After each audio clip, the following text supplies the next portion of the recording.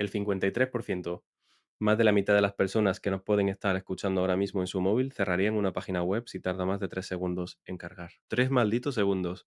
Esa es la delgada línea entre el éxito rotundo y el fracaso más absoluto en el mundo digital de hoy. Vamos a desgranar esto, porque nos sumergimos en un análisis a fondo basado en las investigaciones de Jesús Vergara sobre la optimización de la velocidad de carga web. Nuestra misión es entender por qué esto, que a priori suena a algo que solo discuten los ingenieros de sistemas, a las 3 de la mañana es en realidad el pilar central de cualquier proyecto digital, el pilar que sostiene el tráfico, las ventas, todo. A menudo quienes gestionan un negocio se obsesionan con el tono de azul del logo o la tipografía del menú, y se olvidan de que la velocidad es la verdadera puerta de entrada, y es una puerta que cada vez pesa más abrir. Ese dato del 53% aporta una perspectiva brutal. El objetivo de este análisis no es simplemente hacer un inventario aburrido sobre qué herramientas informáticas instalar, sino comprender las dinámicas de poder del ecosistema digital actual, porque los grandes mandan aquí. Gigantes como Google han rediseñado sus algoritmos enteros, de arriba a abajo, para castigar a los lentos sin ninguna piedad y premiar a los rápidos. No te pasa ni una, hay que entender la lógica y sobre todo los incentivos económicos detrás de esta penalización para dejar de ver la velocidad como un extra, como algo opcional y empezar a verla como el cimiento del negocio. Antes de meternos de lleno a hablar de servidores y de cirugía de código, es imperativo entender el coste invisible de todo esto. Pasamos de ese dato inicial de los 3 segundos a explorar unas consecuencias económicas y de visibilidad que son sísmicas. Hablamos de abandono por pura frustración, carritos de compra abandonados y hundimiento en el posicionamiento SEO.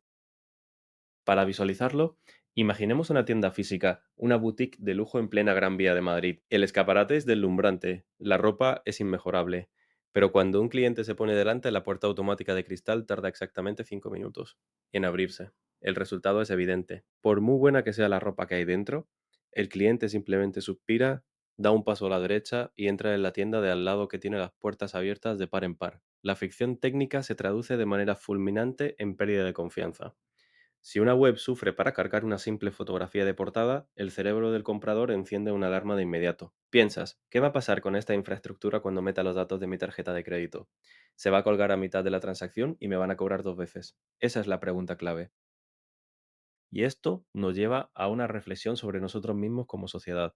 ¿Es el usuario de Internet actual increíblemente impaciente por naturaleza? ¿O ha sido la propia tecnología la que ha modificado radicalmente las expectativas de nuestra psicología? Lo fascinante de este punto es que la impaciencia actual es un producto directo de la abundancia. Hace 20 años, si querías leer un reportaje muy específico, esperabas lo que hiciera falta porque igual era la única fuente disponible en toda la red. No había otra. Te sentabas ahí a mirar cómo cargaba la barrita. Pero hoy la escasez ha desaparecido por completo. Si un producto tarda en aparecer en la pantalla, el usuario sabe perfectamente que hay otras 10 pestañas a un solo toque de distancia, dispuestas a ofrecerte lo mismo en milisegundos. Esa velocidad fomenta una navegación fluida, aumenta la satisfacción y genera algo que vale su peso en oro: tráfico recurrente. La gente vuelve a donde se siente cómoda. Y Google, como el gran ojo que todo lo ve, monitoriza ese comportamiento. Si yo me frustro y me voy, Google toma nota de eso y ahí es donde entra el factor del SEO. Google no quiere enviar a la gente a un callejón sin salida que le genere frustración, porque eso daña su propio producto, que es el buscador en sí mismo. Si la experiencia es mala, le echamos la culpa a Google por recomendarnos esa página. Si entras a una página e inmediatamente rebotas hacia atrás, porque no carga, el algoritmo detecta esa señal de rechazo al vuelo. Ser rápido equivale, de forma puramente algorítmica, a ser útil y por tanto te empujan hacia arriba en los resultados, te premian con visibilidad. Entonces, la lentitud es una enfermedad letal, eso queda clarísimo. La siguiente gran pregunta es cómo se mide esto de forma objetiva, porque los desarrolladores no se sientan frente al monitor con un cronómetro de mano contando los segundos a lo antiguo. Se necesitan herramientas de precisión, termómetros clínicos para la web. En los datos que estamos analizando se menciona un buen arsenal. Tenemos Google PageSpeed Insights, que te da una nota del 0 al 100, Lighthouse, que audita también el SEO, Pingdom, para visualizar la carga, y GTmetrix. Y aquí quiero detenerme en GTmetrix un momento, porque resulta que permite hacer pruebas simulando distintas ubicaciones geográficas. Esto me parece fascinante y es importantísimo. Es como comprobar si una pizzería entrega el pedido igual de rápido y caliente en el centro de Madrid, a 2 calles del horno, que en un pueblo perdido de las afueras a 40 kilómetros. Una analogía perfecta para entender la latencia.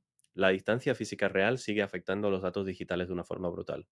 Pero volviendo a la cantidad de herramientas, si todas miden el tiempo de carga, ¿no están diciendo básicamente lo mismo?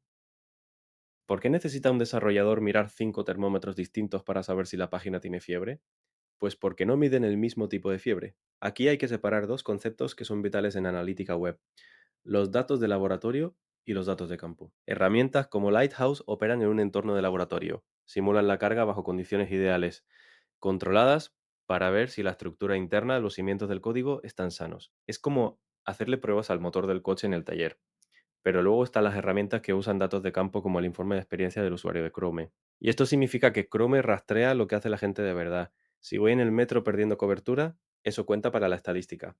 Por eso esa información vale oro puro. Ese informe no simula absolutamente nada. Recoge datos reales, de usuarios reales, sufriendo en el mundo real. Y el mundo real es un caos, incluye a alguien intentando abrir una web con un móvil de gama baja de hace 5 años, entrando en un túnel del metro con una conexión terrible. La peor pesadilla de un desarrollador. El laboratorio te dice cómo debería funcionar tu web en teoría, y los datos de campo te dicen cómo está fracasando en la práctica.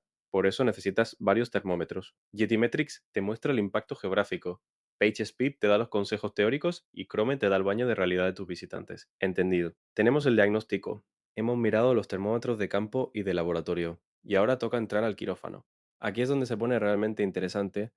Pasamos de la teoría a la sala de máquinas, a la cirugía técnica pura. Cuando te metes a solucionar esto, hay un par de trucos que suenan casi a magia negra.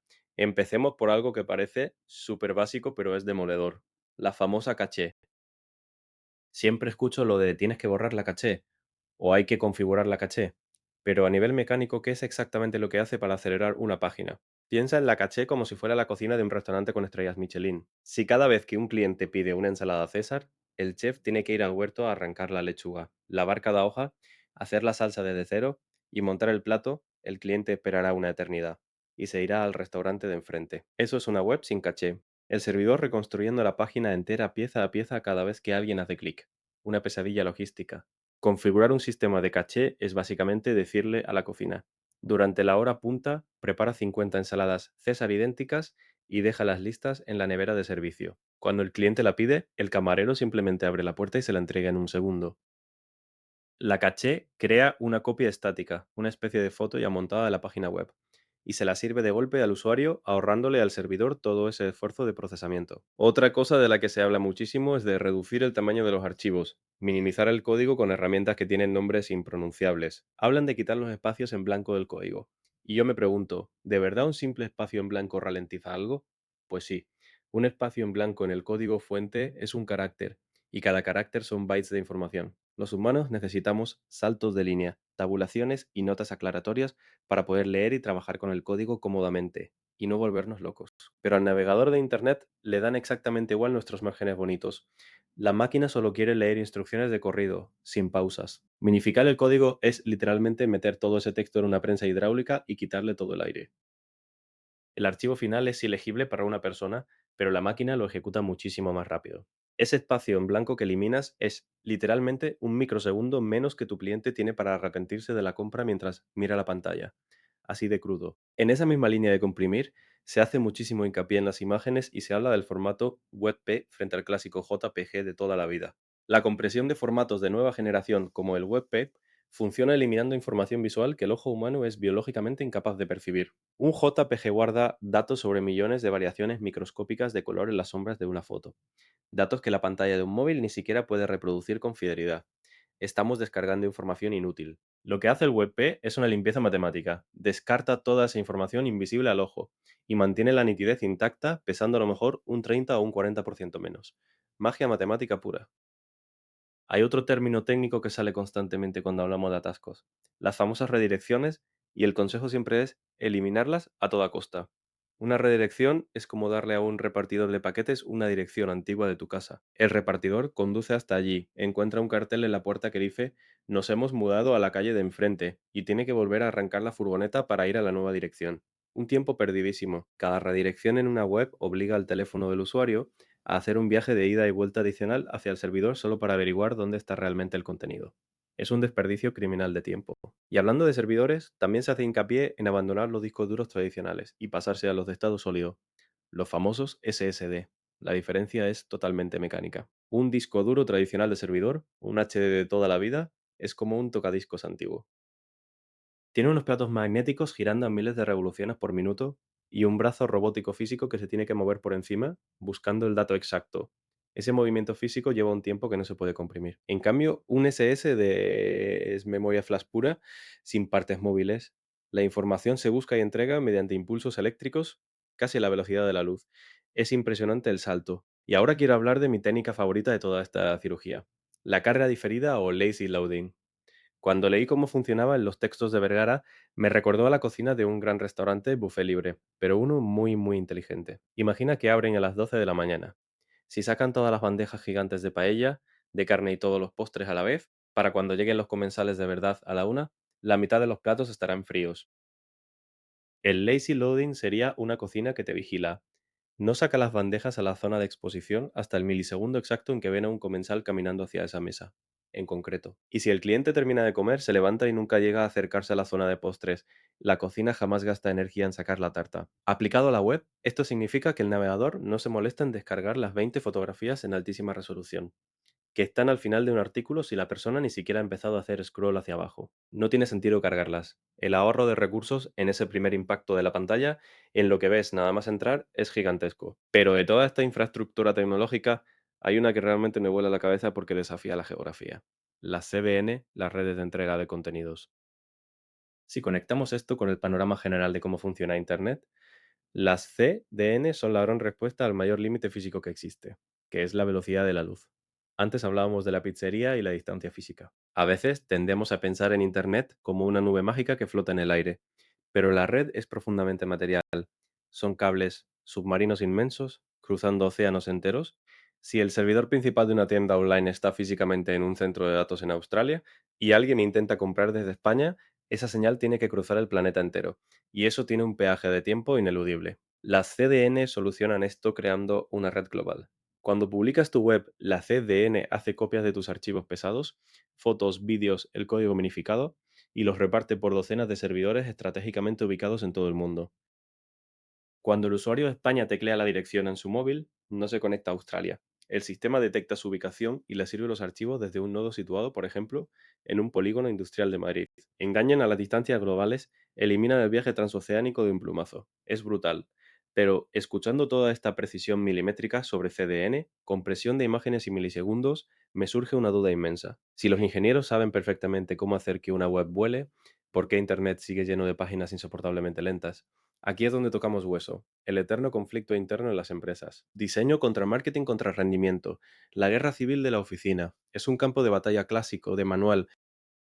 Imagínate las reuniones. Por un lado tienes al diseñador visionario, el director de arte que te exige que la página de inicio tenga un vídeo corporativo de fondo en resolución 4K, animaciones majestuosas en cada menú y 5 tipografías importadas de Japón, que son preciosas y pesan una tonelada. Por otro lado tienes al consultor SEO o el ingeniero de sistemas que si por él fuera, dejaría la página con texto negro sobre fondo blanco puro, para que cargue en 0,01 segundos y Google le dé un premio. Entonces, ¿cómo se llega a un acuerdo sin que la web parezca una enciclopedia de los años 90? El pacto de no agresión llega a través del diseño inteligente y responsivo. Las buenas prácticas demuestran que la estética y la eficiencia no son enemigas en absoluto. No tienen por qué estar reñidas. El minimalismo visual, que además es tendencia ahora, no es solo una elección artística limpia, es una decisión de rendimiento salvaje. Menos elementos en pantalla significan menos peticiones al servidor. Matemática pura de nuevo. Además, los diseñadores modernos ya no suben vídeos brutos en 4K. Ahora utilizan sistemas de bitrate adaptativo, de manera que el sistema sirve un vídeo de menor calidad automáticamente si detecta que el usuario está en una conexión lenta. Y desde el lado del marketing, el conflicto se soluciona rapidísimo en cuanto sacas la calculadora. Los números siempre apagan los incendios en las empresas. Hay estadísticas devastadoras que indican que optimizar tan solo un segundo de la carga puede suponer aumentos de conversión del 20%. En un comercio electrónico, un 20%. Si a un departamento de marketing le dices que ese vídeo enorme en portada, que queda muy bonito, les está costando un 20% de las ventas mensuales, te aseguro que ellos mismos son los que borran el vídeo antes de que termine la reunión. Además, la velocidad dispara la efectividad de la publicidad pagada. Si el clic en un anuncio de Instagram lleva a una página instantánea, la tasa de rebote se desploma. El mejor diseño posible hoy en día es el que respeta que el tiempo del usuario es el recurso más escaso de toda la economía digital. Hablando de teorías puestas en práctica, el análisis de Vergara repasa qué están haciendo los verdaderos titanes de Internet, Los que predican con el ejemplo, gigantes a los que un fallo de medio segundo les cuesta literalmente millones. Hablemos de Amazon. Amazon es el caso de estudio definitivo de infraestructura CDN y compresión gzip, llevada al extremo más absoluto. Su obsesión es que el catálogo se despliegue antes de que el ojo termine de procesar el clic.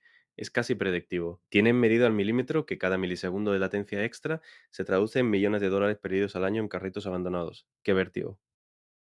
También se menciona a The Guardian, uno de los periódicos más leídos del mundo, que tiene un reto distinto porque necesita mostrar galerías de fotos periodísticas impactantes. No puede ser una página de texto plano. Fueron de los primeros medios masivos en abrazar a muerte el formato WebP del que hablábamos, y el lazy loading lograron mantener un diseño visualmente súper rico y atractivo, pero con un chasis de coche de carreras por debajo. Y luego está Wikipedia, una optimización brutal y mi favorito personal. Wikipedia es un ejercicio de estoicismo digital.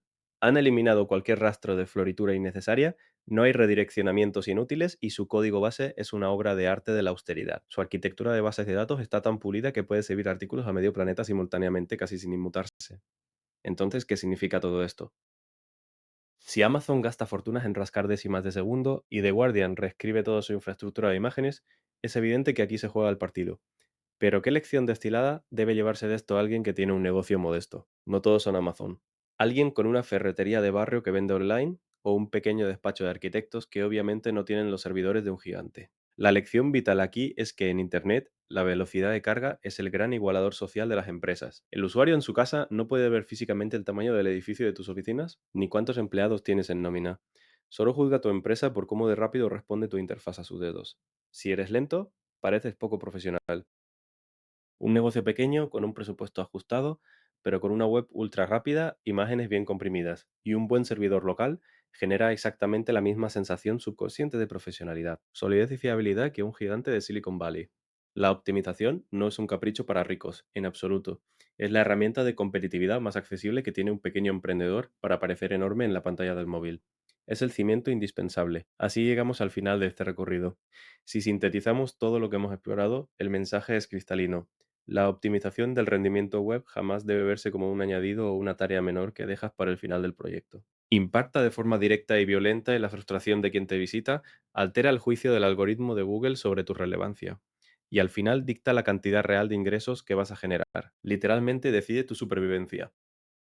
En el fondo, aplicar todas estas técnicas, desde la caché hasta comprimir una triste foto, es la forma más honesta de mostrar un respeto profundo por el tiempo de la audiencia. Todo ese arsenal técnico, las redes de entrega de contenido, la eliminación de código sobrante o el cambio a discos de estado sólido son solo las herramientas prácticas para ejercer ese respeto por el usuario. Y para cerrar, nos queda una reflexión bastante provocativa flotando en el aire. Vivimos en una época de transición tecnológica enorme.